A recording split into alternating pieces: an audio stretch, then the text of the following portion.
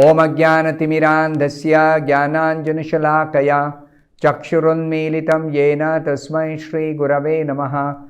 Nama Om Vishnupadaya Krishna Presthaya Bhutale Srimate Bhaktivedanta Swamin Niti Namine. Namaste Saraswate Deve Gauravani Pracharine Nirvishesha Shunyavadi Paschatya Deshatarine. Jaya Shri Krishna Chaitanya Prabhu Nityananda Shri Advaita Gadadhara Srivasadi Gaura Bhakta Vrinda. Hare Krishna Krishna Krishna Hare Hare Hare Rama Rama Rama Hare Hare. Om Namo Bhagavate Vasudevaya Narayanam Namaskritya Naram Chaiva Narottamam Devim Saraswatim Vyasam Tato Jayamudirayet. In this session, we'll be discussing from the 27th verse of the 8th chapter of the first canto of Srimad Bhagavatam, continuing the prayers by Queen Kunti. Namo Akinchana Vittaya Nivritta Gunavrittaye Atma Ramaya Shantaya Kaivalya Pataye Namaha. The meaning of this verse is, my obeisances are unto you who are the property of the materially impoverished. You have nothing to do with the actions and reactions of the material modes of nature. You are self-satisfied and therefore you are the most gentle and you are the master of the monists. So this is yet another prayer by Queen Kunti. It is a sequel to the previous two prayers. In the previous prayer, Kunti Devi had explained that people who are materially opulent are puffed up and they cannot feelingly utter the holy name of the Supreme Lord. But here Kunti Devi is telling the Supreme Lord is a property of the materially impoverished. Akinchana Vittaya. So, Srila Prabhupada explains in the purport that a living being is finished as soon as there is nothing to possess. What does it mean? One is akinchana, without any material possessions. So, it is not to be misunderstood. So, Prabhupada is clarifying the sense in which this is used by Kunti Devi. Akinchana Vitta. The Supreme Lord is a property of the materially impoverished. What is the meaning of that? How do we understand it? So, a living being is finished as soon as there is nothing to possess. Therefore, a living being cannot be, in the real sense of the term, a renouncer. Sometimes people think, I have to renounce, I have to give up, I have to give up, I have to give up my wealth, I have to give up my house, I have to give up my family, I have to give up my possessions, I have to give up my everything. But we should also understand that we cannot really be a renouncer in that way. Why? Because the principle of renunciation is explained by Prabhupada as a living being renounces something for gaining something more valuable. For example, a student sacrifices his childish proclivities to gain better education. As children are sent to school, initially they may be very, very playful. But as they become mature and serious, then they actually try to gain better knowledge by giving up their playful tendency. Similarly, a servant gives up his job for a better job. So, in the same way, a devotee renounces the material world not for nothing, not to become empty-handed, without any possessions, no, but for something tangible in spiritual value. So, devotee gives up material possessions to gain some spiritually tangible value, something of spiritual value. And it is quite tangible, it's not intangible. So the example is given of the Goswamis of Vrindavan who were disciples of Chaitanya Mahaprabhu. It is said here, Srila Rupa Goswami, Srila Sanatan Goswami and Srila Raghunath Das Goswami and others gave up their worldly pomp and prosperity for the sake of service of the Lord. Devotional service, for Krishna Bhakti, for Krishna Seva, for that reason. They were big men in the worldly sense. The Goswamis were ministers in the government service of Bengal.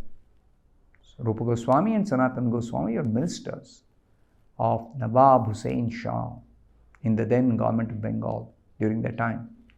And Srila Raghunath Das Goswami was the son of a big zamindar of his time. Very, very rich. His father was very rich. But they left everything to gain something superior to what they previously possessed. So don't think that devotees are renouncing and giving up and becoming totally impoverished. No. They give up material wealth to gain some spiritual benefit. That is very important. The devotees are generally without material prosperity, but they have a very secret treasure house in the lotus feet of the Lord. So this treasure possessed by the devotees is unknown to materialistic persons. They can't evaluate. There is a nice story about Srila Sanatan Goswami. Prabhupada tells a nice story. Now Sanatan Goswami had a touchstone with him. A touchstone can convert any base metal to gold simply by touching. It's in Hindi they say Paras Patthar. In Sanskrit they say Chintamani. So such a touchstone, if you touch iron with the touchstone, it becomes gold. So Sanatan Goswami, he had a touchstone with him, and he had left this touchstone, in a pile of refuse, in some garbage. He had thrown it in the garbage. A needy man took it. Somebody approached Sanatan Goswami, I'm a very poor man, so can you give me something so that I can get rid of my poverty? So Sanatan Goswami said, you want some touchstone? It is there. You can take it. Oh, where is it? Oh, it's in the garbage heap. So this poor man, he took it. And he thought, oh, now my poverty problem is solved completely. But later on he wondered, why was this valuable stone, this touchstone, kept in such a neglected place? Why was it kept there? He was an intelligent person also. He was considering that what kind of thing I have taken from the Goswami, from Sanatan Goswami. He therefore asked Sanatan Goswami for the most valuable thing. He was intelligent enough to understand, if touchstone is the most valuable thing Sanatan Goswami has in his possession, then he wouldn't have left it in the garbage. Nobody leaves in the garbage something very, very valuable that they possess. So why had he kept it in the garbage? So therefore, he went and asked Sanatan Goswami that, can you give me the most valuable thing in your possession? And Sanatan Goswami said, yes, I can give you. And what did he give? Sanatan Goswami gave him the holy name of the Lord. That's why in one of the scriptures it is said, Nama Chintamani Krishnaha. Krishna Nama is the spiritual touchstone. It is not a material touchstone, it is a spiritual touchstone.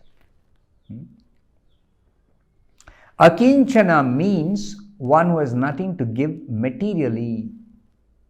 This is the meaning of the word akinchana. It should not be misunderstood. A factual devotee or Mahatma does not give anything material to anyone. Just like Sanatana Goswami, he gave the holy name. That's not a material commodity. It is 100% spiritual.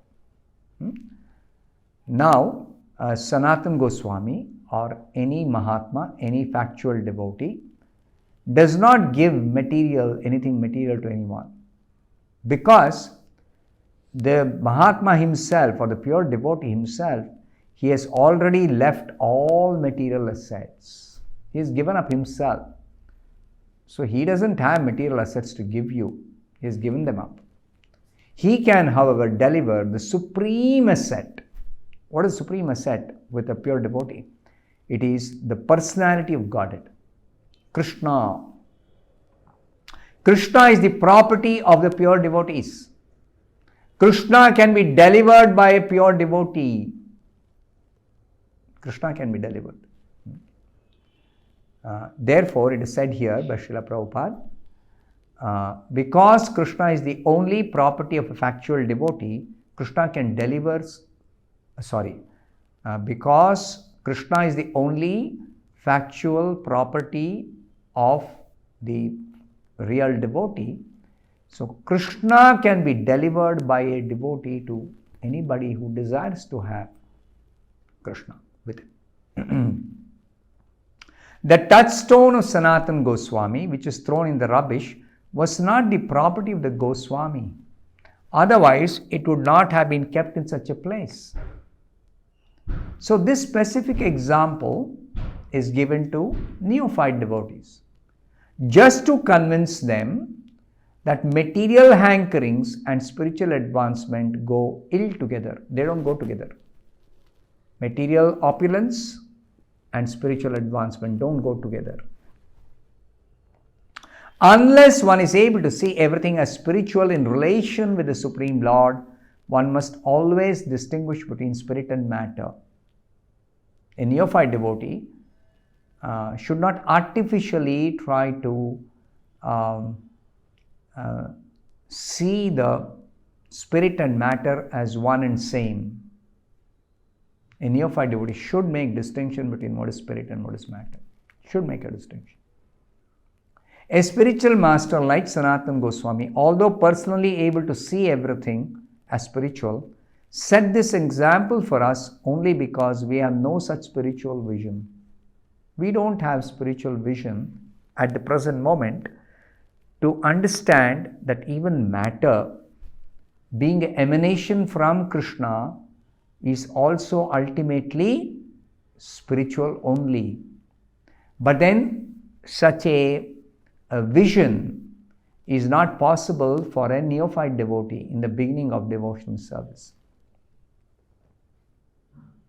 So what happens is, when somebody advances materially, material advancement of civilization, such material advancement is a great stumbling block for spiritual advancement. The more one becomes materially advanced, the more one becomes puffed up. And consequently, such a puffed up person cannot make spiritual advancement even if such a person takes to chanting Hare Krishna. Because the chanting will be done without the sincere feeling. That's not possible for a materially intoxicated person. Such material advancement entangles the living being in the bondage of material body followed by all sorts of material miseries. See, material advancement comes with a price. What is that? With material advancement, there is entanglement, and entanglement means material miseries. So this has to be carefully understood. So therefore, in Sanskrit, material advancement is called anartha, unwanted things, unwanted. Actually, this is so. This is a fact. Material advancement is anartha. It's not required. So Prabhupada gives an example that in the present context of material advancement, one uses lipstick at a cost of 50 cents, and there are so many unwanted things which are all products of material conception of life. So many material possessions people have, but that makes them only entangled, and subsequently they have to face so many unwanted miseries. Everybody understands miseries are unwanted, but that's a result of possessing so many material things which are actually anartha.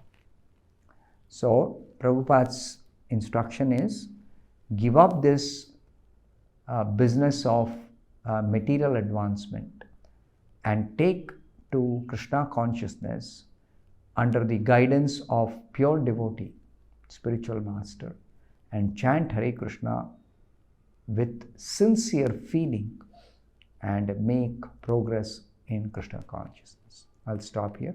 Thank you very much.